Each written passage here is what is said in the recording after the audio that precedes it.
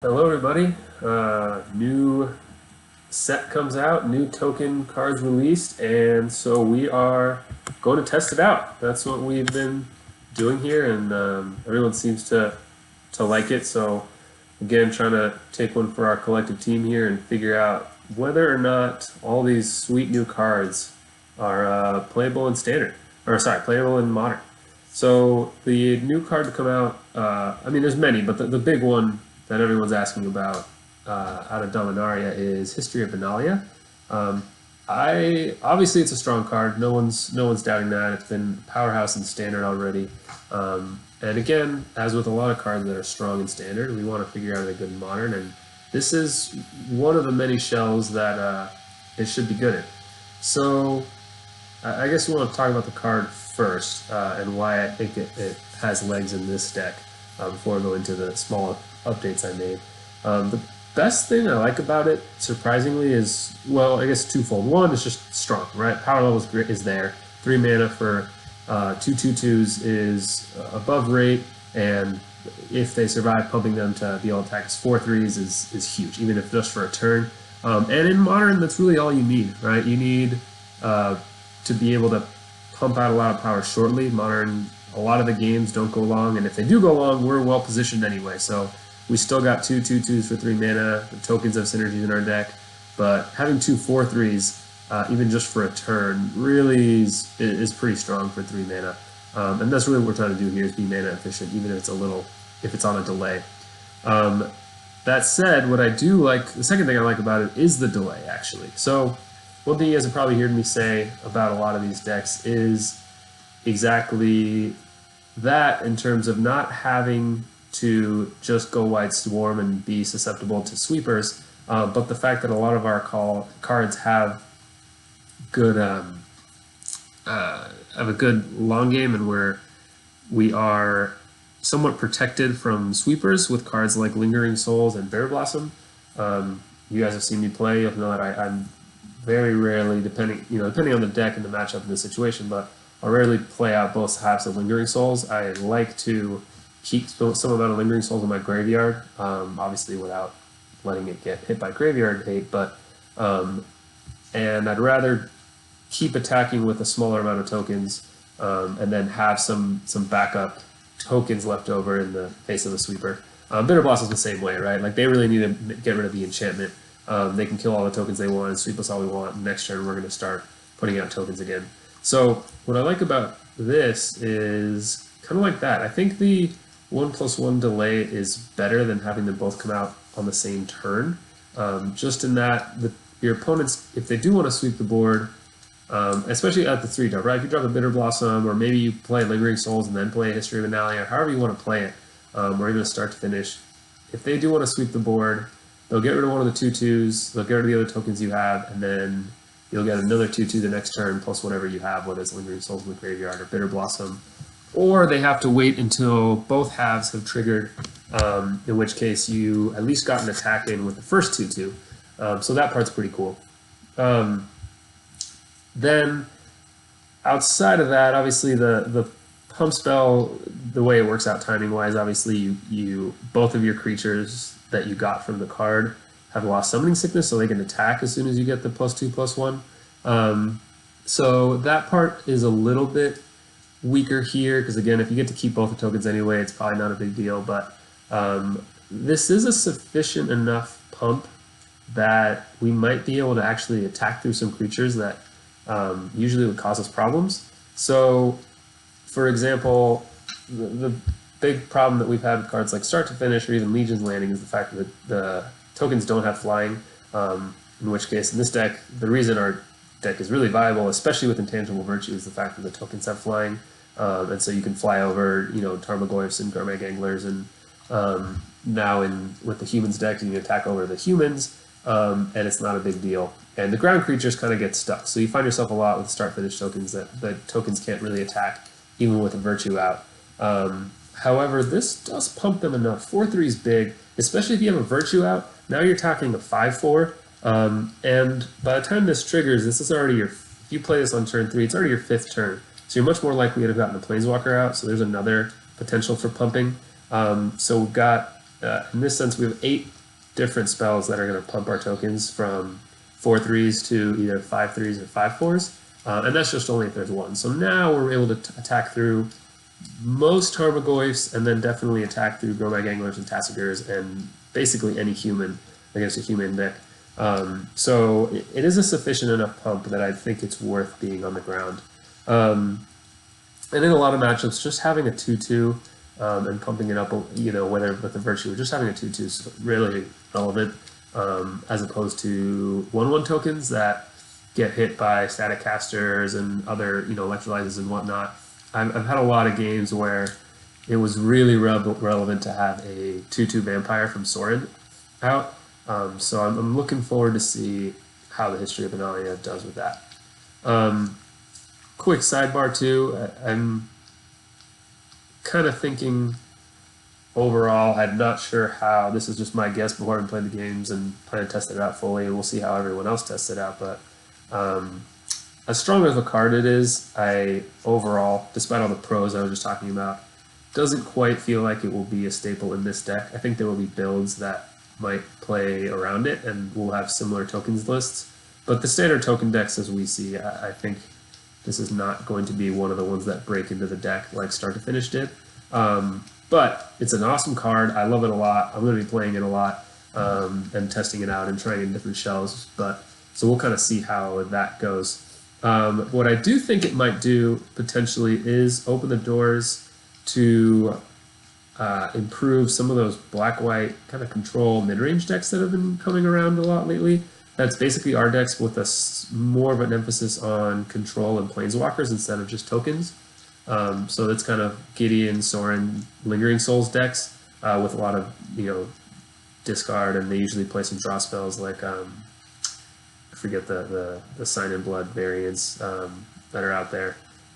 So I'm thinking decks like that aren't necessarily dependent on Virtue, Bitter Blossom, that kind of thing. It might be an interesting choice for those decks that are already playing 2 or 3 Gideons and a little bit of Sorins and Elspeths. History of Benalia is just a strong power level card that's a resilient threat to complement the Lingering Souls that those decks are playing. So I do think that this card, if it does break through in Modern, will probably be more in that type of a black-white mid-range shell. And who knows, maybe green-white as well. And there's a lot of green-white token aggro type decks that aren't so much focused on the combos with Collected Company and whatnot. So I think this card will probably see play in Modern eventually. I'm not sure exclusively this deck itself. Anyway, that's the end of my little side note. That was just my guesses, but we'll play it out, and I plan to test it a lot, and hopefully you guys test it a lot too, and we'll kind of learn from that.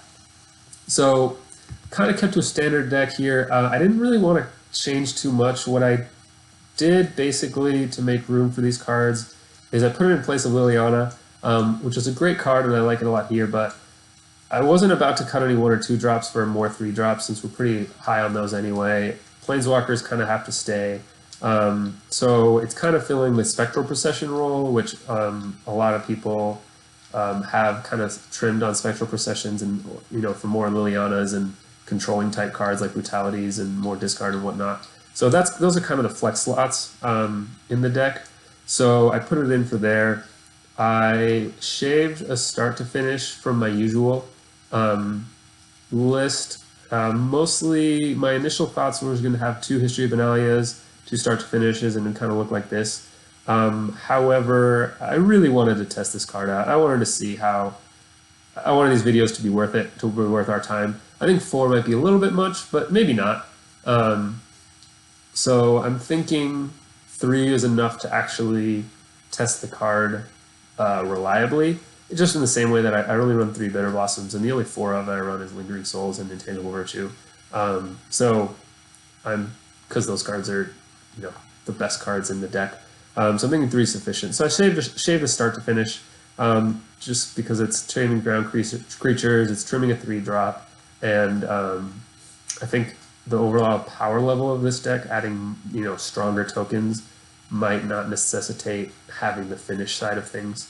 The other thing I did was I cut what is sometimes Spectral Procession and sometimes Sorin Lord of Innistrad for a Gideon. Obviously for the Knight Ally token combo with History of Benalia. Guinea is a card that most people play anyway, so it's not really a change. It's just a card that I personally haven't been playing. I've been playing Sword Lord of Innistrad instead.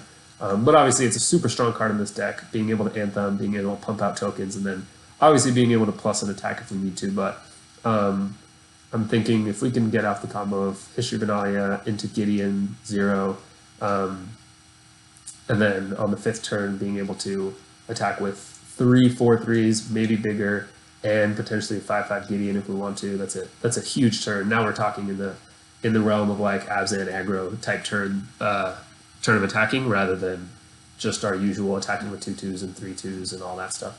So just a little extra value, but I wasn't about to warp the deck too much. I could see an argument for playing 2 Gideons instead of a 3rd Sorin. I just love the Sorin a lot, and I think the Sorin with the History of Benalia here is going to be really, really strong. Just giving lifelink to these and being able to gain 3 or 5 life, depending on what turn you're attacking with, is a huge, huge swing. So I think that's going to be worth it. So doing that, I'm keeping a Legion's Landing just because I think we're going to want to be attacking, on these turns where we trigger the +2/+1. We'll probably be attacking anyway. So I think this will trigger. I also wanted to keep the mana count a little bit low. The converted mana cost of the deck a little lower. I was going to shave this instead of the second start to finish, but I didn't want to be too cluttered up here. And, without Liliana, and again, I only run the 3 Bitter Blossoms, I think having a little bit more of a long game threat is good. I didn't want to cut any early interaction. I've been happy with this suite right here. And then what I did as, in my only other flex spots, with losing Liliana, I put 1 main deck Blessed Alliance. The cards can be trash in a lot of matchups, but Fatal Push is the same thing. And it really buys you some good turns, especially main deck. People usually aren't playing around it. So there's a lot of problematic cards for us, even just playing against Boggles decks. There's man, I'm forgetting my names. Edge Champion. So a lot of cards that are pretty difficult to interact with, and losing Liliana, I think this is a viable card to include main deck, and it's something I have in the sideboard usually anyway. So what I changed in the sideboard was I was debating cutting Basilisk Collar just because I felt like our ground game was pretty good anyway, but the more I thought about it, I was, the 2 things this card does well is manage big creatures, which we kind of have to do if we're trying to attack through on the ground. Eldrazi can become problematic, so this is good against that. And also, now that we've got bigger tokens, the life gain is a little more real. I bring this card in against Burn, for example, just to gain some life for some added utility. But sometimes just the gaining a little bit of life, like 1 or 2 life with the tokens, isn't quite enough. But if you're gaining 3, 4, 5 life with this, even 1 hit is worth the card. I mean, against Burn deck, if you just gain 4 life, that's worth it. So I think has some legs to it. And then, given we'll be adding more tokens, and we don't really have control over when we get those tokens, unlike Lingering Souls, I decided to shave a Damnation and just keep 1 Wrath of God, where I usually run 1 of each. Again, Lingering Souls is great with this because you can always just cast it later, but here, by the time, the way this works is you play this turn 3, your second token will come out on turn 4, and then you play this and they both die. And that's not a good combo, and you just have to wait. And even then, your tokens are kind of just 2/2s, in which case, if you're wanting to play Wrath of God, it's probably because they have big creatures you can't manage, and it's not till the 5th turn you get to attack with the 4/3s, and you have to do so first before you can play Wrath of God. So it just doesn't add up very well. What does work well is Zealous Persecution. This is a card that I've been wanting to put back in for a while. I just couldn't find a slot for it. It's great against, Blue-White plays Elspeth. It's great against Empty the Warrens tokens. It's obviously good against decks like Elves and Affinity and things like that. But I was thinking this would be a better combo with the History of Benalia, just because we talked about the fact that we were trying to pump our tokens as much as we can to be able to attack through creatures, that this is big enough to attack through big creatures. Adding Zealous Persecution really helps with that plan. So I'm thinking this was actually a good replacement, or hoping it will be a good replacement for Damnation. So we'll see how it plays out. Those are all the changes I made. Everything else is about the same. Notice I kept the Wrath because we're probably going to err towards more white mana given the History of Benalia instead of Liliana, even though it only Spectral Processions, but we're still going to err slightly towards that. So I just went for the Wrath of God instead of Damnation for that attempt. That's really the only thing there. So anyway, I know it's a long deck tech, but I had a lot to talk about this time. Hope you guys enjoy the videos.